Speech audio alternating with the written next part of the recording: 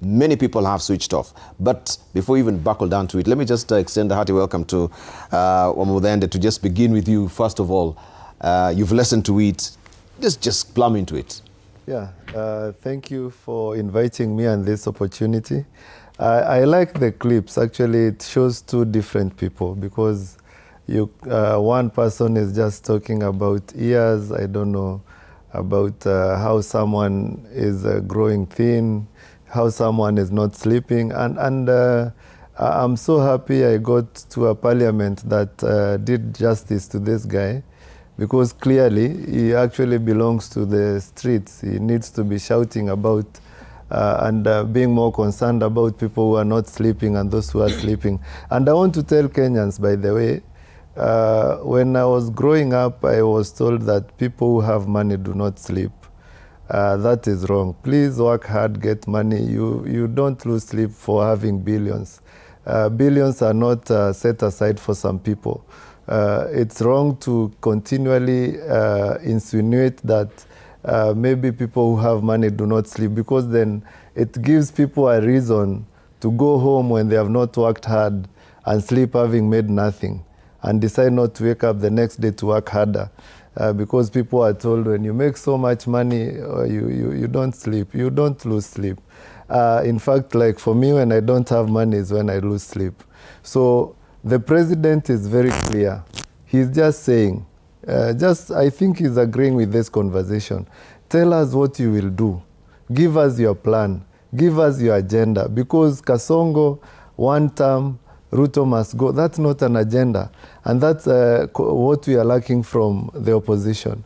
I remember at some point during Moi's time, we had a shadow opposition where we had a shadow finance minister who should be challenging now what John Bandi is doing.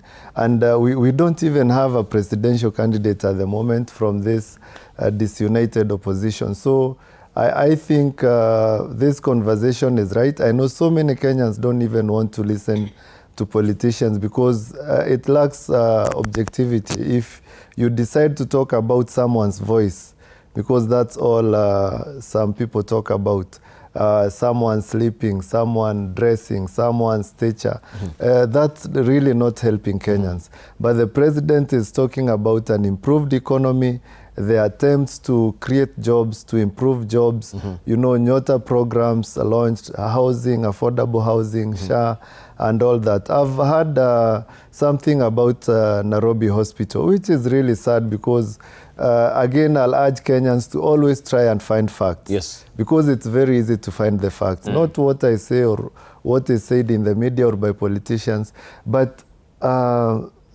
presidents, Kenyan presidents are always patrons to Nairobi Hospital. And if you have a board of less than 10 members and you have a membership of more than 2,000, who do you listen to? Clearly, those guys were stealing. They wanted to borrow like 4.2 billion and put the assets of the hospital at risk. So the president, as the patron, has to come in. He has no other interest. Yeah, and the hospital is owned by Kenya Hospital Association, which has membership. So we cannot now start pointing fingers at the president for saying that. Again, I heard something about billions. Let me say today, the housing ministry has spent before you go to the billions, let's just lack on this issue of Nairobi Hospital a bit. This is where we're saying our brand of politics, and where do we need to decipher what is really happening, whether it is truth